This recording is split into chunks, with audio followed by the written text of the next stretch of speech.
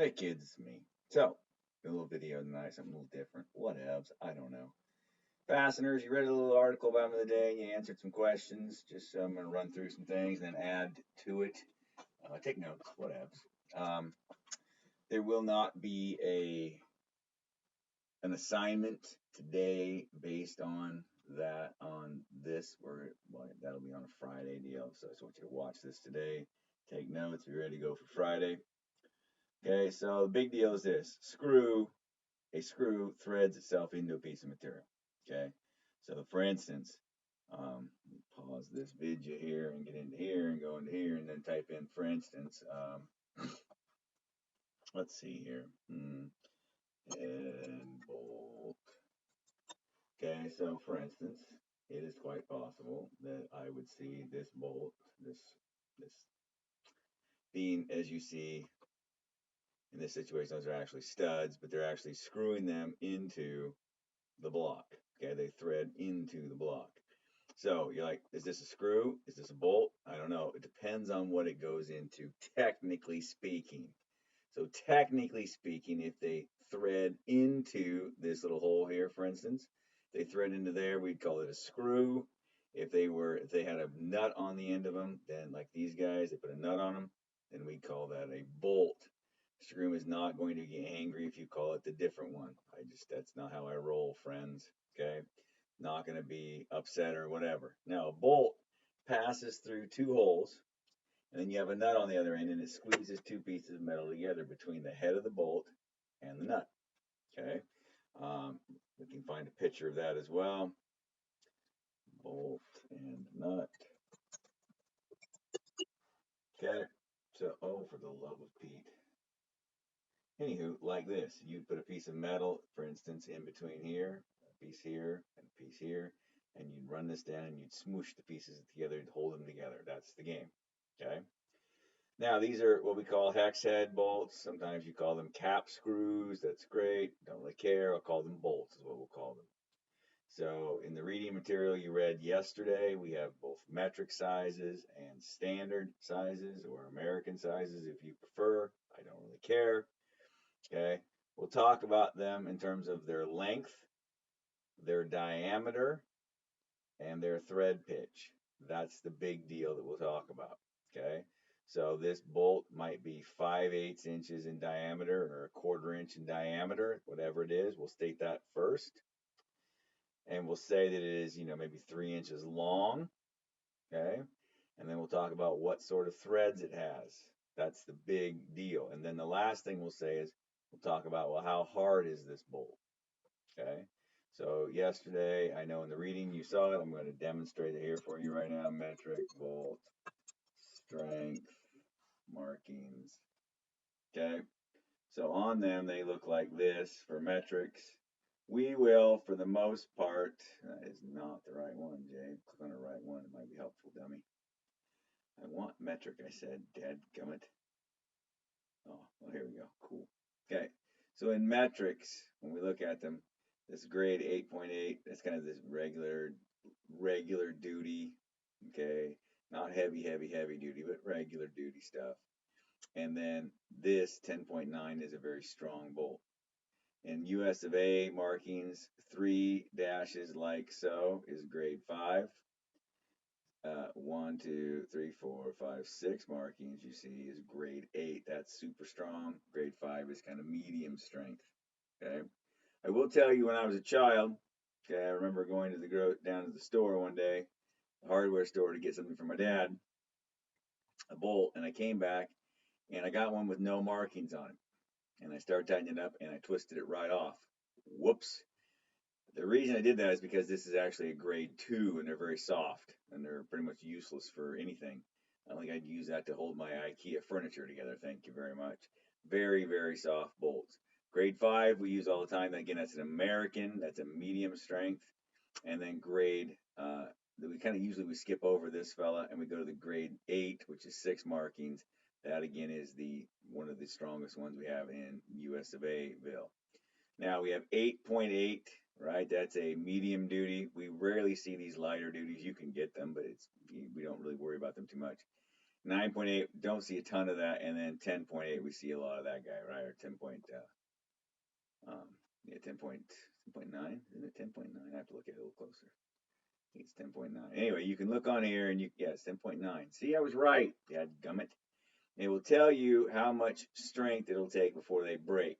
Okay, and that's how much pounds per square inch or whatever it'll take to break these guys. Okay, notice that they're quite a bit more strength to break one of these guys. This is tensile strength. That's the idea of taking and pulling it apart like you're trying to pull, like you hold a piece of gum in your mouth and you grab the other end of it and you stretch it out. That's tensile strength. You're trying to stretch it. Okay, it takes a lot of psi to do that. A ton to do that. Same thing here with the different strengths and stuff. So ditto down here, this is megapascals. That's a different measurement. It's a metric measurement, not a big deal, just that's what it is. And so again, we in the shop will see 8.8s and 10.9s a lot. Once in a blue moon, you'll see a 12.9. In the shop, we'll see grade 5s and grade 8s in American. Okay, almost never going to see grade 2, thankfully. Jeez, I hate those things. Now, again, so this thing, the way we'll talk about them are the diameter of the bolt, of the threaded portion of the bolt. We'll talk about the diameter. We'll talk about the length. We'll talk about the kind of threads that are on it. We're going to talk more about that going forward, and we'll talk about the strength of the bolt. That is, is it? You'll also say it's American or not. Okay. So the first thing you do is I always look at the end of the bolt. We'll talk more about this later this week. Look at the end of the bolt. I see 3 hash marks. That means it's American. So I know that. So when I measure the diameter, I measure it in inches or fractions of an inch, and I measure the length in inches. Okay. If I look at the head and it says 10.9, bam, it's metric. I'm going to measure the diameter in millimeters. I'm going to measure the length in millimeters. And then I'm going to also talk about its thread pitch in that regard too. Again, we're talking about that a lot later on. Okay. So it's a hex nut.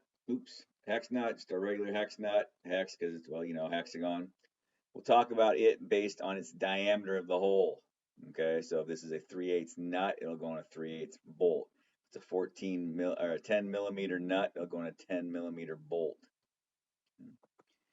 Ditto with the wing nut. The difference is, of course, you need to use a wrench, either an open-ended wrench or a socket or a box wrench or whatever on a hex nut.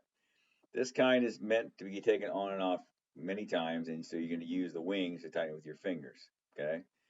In the old days, that's how you held on your sometimes your battery hold downs, but for sure your air filter. It's not uncommon to see those on that kind of thing where you're going to be taking them on and off with your fingers. I'm going to get a wrench out there. It's a castle nut, sometimes also referred to as a slotted nut. The idea is you spin this baby on. For instance, it holds your wheels on your car, often held on with these guys. You screw them down. You don't want to get this nut so tight that it pinches the bearings and they can't turn anymore. So you can't be super duper tight. So instead, there's a hole through the shaft, and you put a cotter key through here and it holds it in place. I'll have more pictures for that at another time. I can actually show you a cotter key real quick. I didn't think about the fact that normally in the classroom I would have one of them right in front of me. Okay, so here's a cotter pin in a castle nut, just like this. Come on, give it to me, you hippie.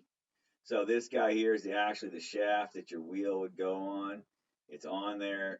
It's missing the wheel. Obviously, it's not on there. That piece isn't on there. But again, you would tighten this guy down, but you wouldn't want to tighten it so tight that you'd hurt the bearings. So they can't be just pinched down super tight. So to hold it from backing off, you put this cotter key through there. And then you bend the ends over. This guy hasn't bent the ends over yet. You bend the ends over so it can't fall out. Okay. And so as you see, like, well, Mr. Grimm, this one's too tight here and this one's too loose. Well, that sometimes sucks about these things because obviously you have to go a full 1/6 of a turn of the thing to get to the next slot lined up. It's kind of a pain in the butt sometimes, but that's how it works. Usually they're not too bad though. Here we go. This is what's referred to as a lock nut. Sometimes, but the technical name is a nylock nut. This is nylon right here, basically plastic, kind of a hard plastic stuff. So when you screw this nut down onto a bolt, the threads on the bolt dig into this nylon and it stops it, and it's really hard to twist on. And by the way, it's hard for it to wiggle itself off. It's almost impossible for it to wiggle itself off. Hence, a lock nut. It's a bad thing. You do not want nuts and stuff coming loose. Obviously, that would be a no bueno. So you want things that will stay and stay on. So whether that's using, in the case of a castle nut, a cotter key to hold it on. In the case of this nylock nut, this plastic will provide enough friction that it won't come off by itself. We have other ways of doing it as well. You can use this, it's basically a glue of a substance. It's called Loctite. And so it's a thread locker. So there's some that's kind of a light glue. There's some that actually turns into full-blown plastic over time.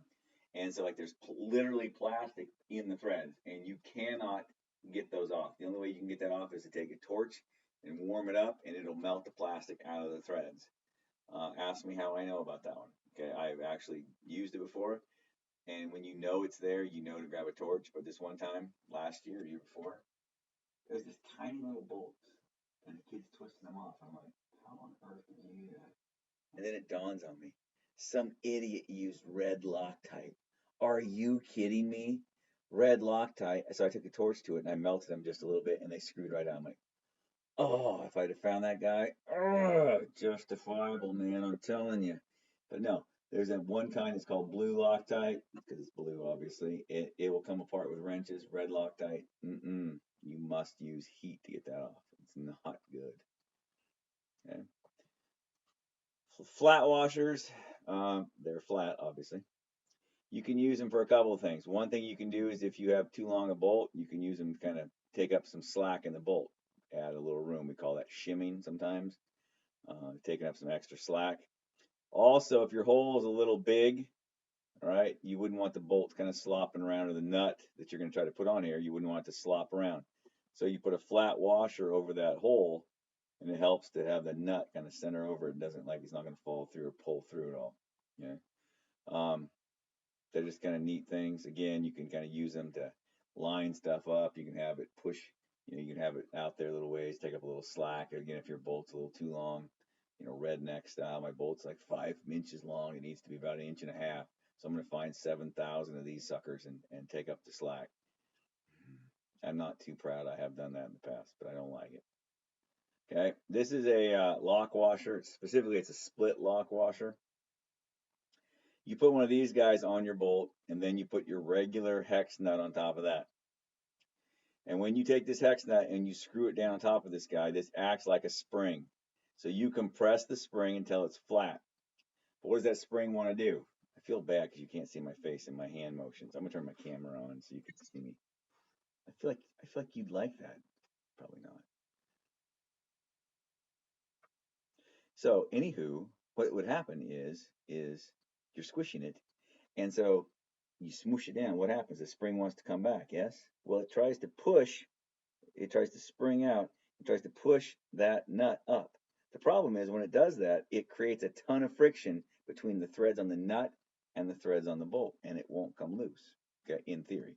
Now, that's not to say that the guy couldn't still, have a problem. It's quite possible, but it's not as likely, okay, to come off. This is what's called a Nordlock washer. Same kind of deal. Inside of these guys, there's actually these little, as you twist it down, it actually, inside, between these two pieces, the top piece and the bottom piece rotate against one another. And as you squish them down, there's like little locking clips inside, and they're actually really good about not letting the nut back off. Okay. These are internal tooth lock washers. Same basic premise. These are just a little less heavy duty. You'll see them on more like little itty bitty screws, like holding plastic and stuff together sometimes.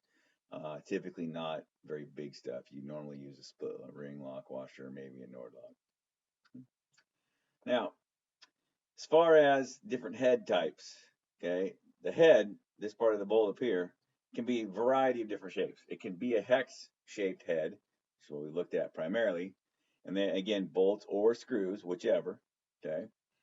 And a hex, really nice for a lot of things, but sometimes it's not the best. And so sometimes you want this little round guy.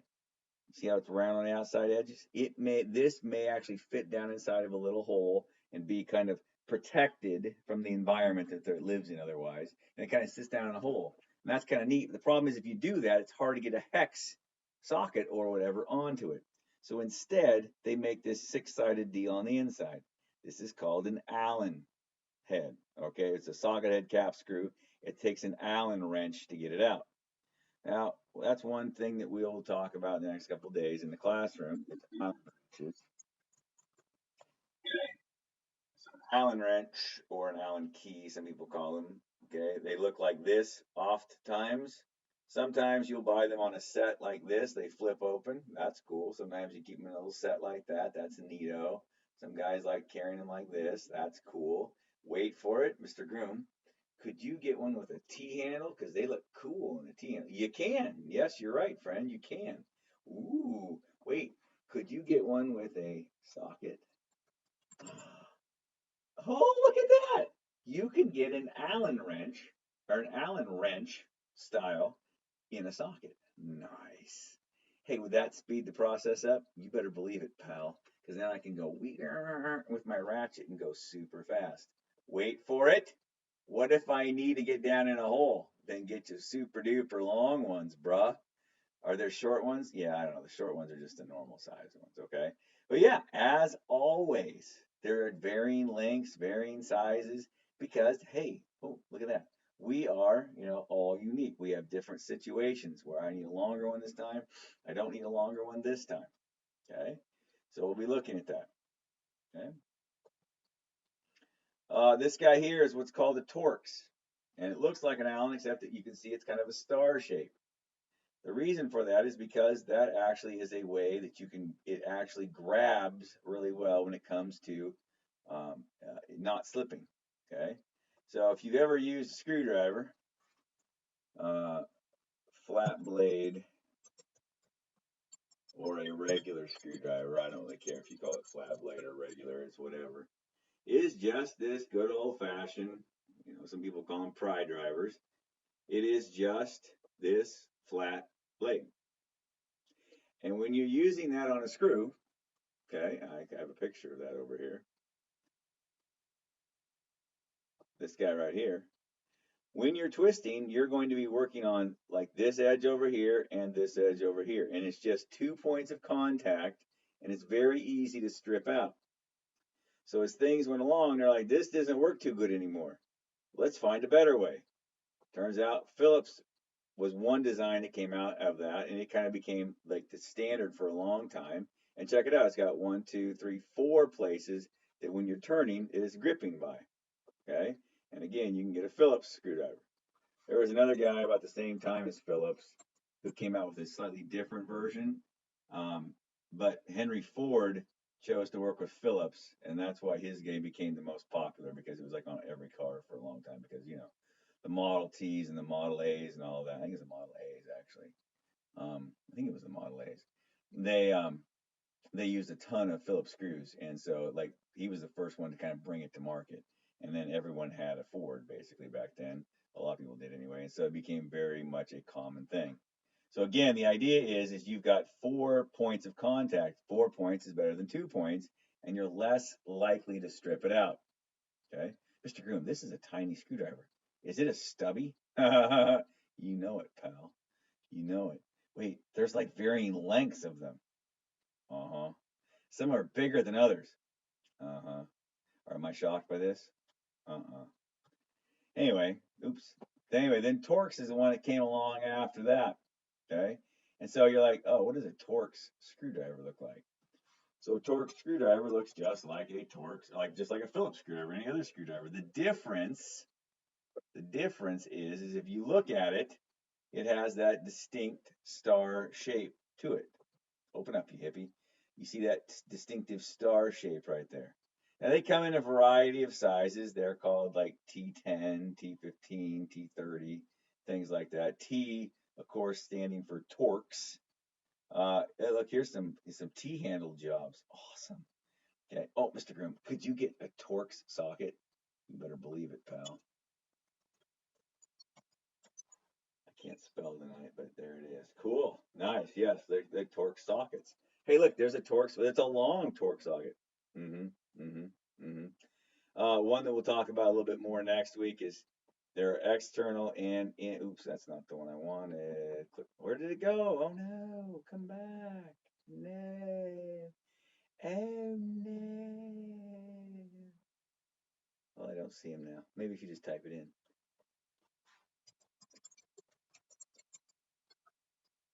So there's also what's called an internal Torx. That is, see, in this situation, okay, in the situation of this bolt right, this guy right here, you're going to use, this is what's called an external Torx, which doesn't really make sense. You're like, but it's inside, Mr. Groom. Yeah, I know. Follow with me. Okay, the screwdriver is external. Okay, so when you go look at this bit over here, wherever it went, this bit you see is the external piece. Okay, there's actually, this is what's called an internal Torx bit. Okay, and you're like, what does that go on? I'm glad you asked.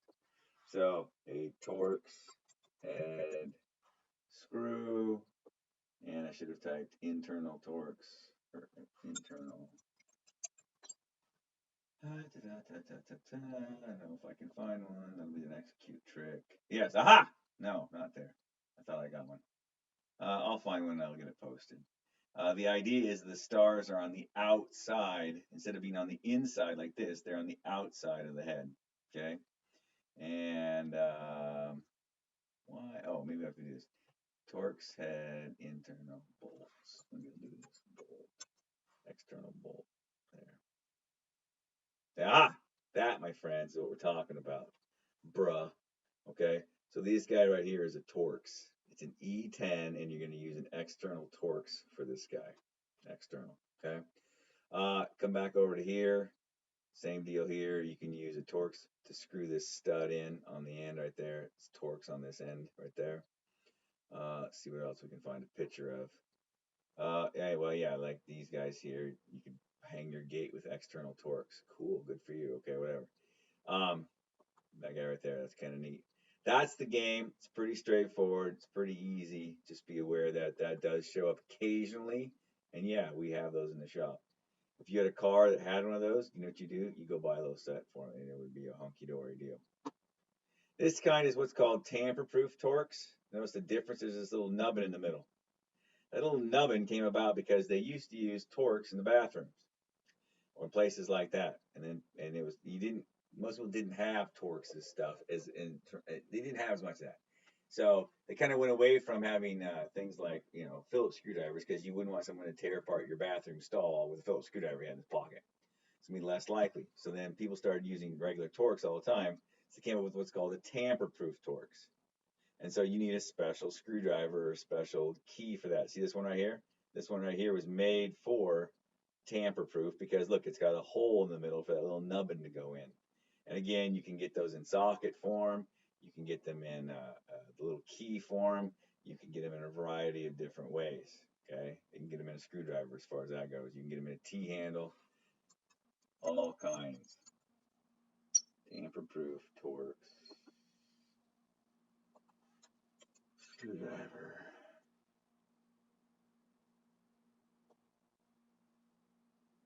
Cool. There they are. And you'll see if you zoom in on the ends of them, they all have holes in them. Okay, those are bits. Clearly, these guys have the hole in the middle. That's denoted by the fact that they have this little round spot right there. It's kind of hard to see it. It's right there. That's the game. Okay. Um, Pretty easy to see, pretty easy to do in that regard. Okay. Already talked about hex bolts. We'll talk more about that later. Okay. A little bit of anatomy here. Yes, the body of the bolt is where it transitions from the body down to the threads. This up here is the head. Okay.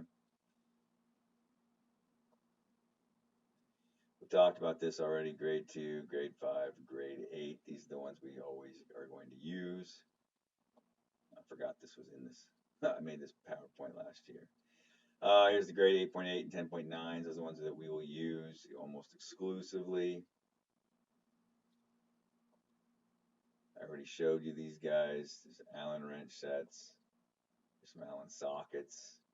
Here's a Torx. Notice that really this is a tamper-proof Torx. It's got the hole in the middle. Not really sure why I'm putting all this on here. Here's a good review from yesterday. This is a combination wrench, a combination end wrench. Here we have a double box wrench with offsets. Here's a double open-ended wrench. Yeah, I'm not going to hold you to that one. And here's one we're going to learn tomorrow. So I'm not going to spill the beans on it. Shh, don't tell anybody. And I'll demonstrate where that gets used tomorrow too. Okay. You should take some notes on this. We will be going over it. We'll be adding on to this. As far as what we're going to be doing this year, it's going to be really tricky because I can only do so much stuff. Again, normally in a classroom, I would say, here's this pan of bolts. You need to categorize it for me. So you pick it up, you look at the head, it says 8.8. You're like, dude, it's metric. All right. You measure the diameter. Oh, look at that. It's 8 millimeters. Sweet. You measure the length. It's 45 millimeters. Awesome. And then you measure the thread pitch. We'll still be talking about that, but it's going to be harder to do, obviously. So I'm not 100% sure how I'm going to make my quizzes and tests, other than to say, like, what is this? What is this deal? What's this deal? And then things like, what is it used for? Okay? All right. There will be an assignment on Friday that will cover some of the tools we've learned and some of the fasteners we've talked about. So be ready for that.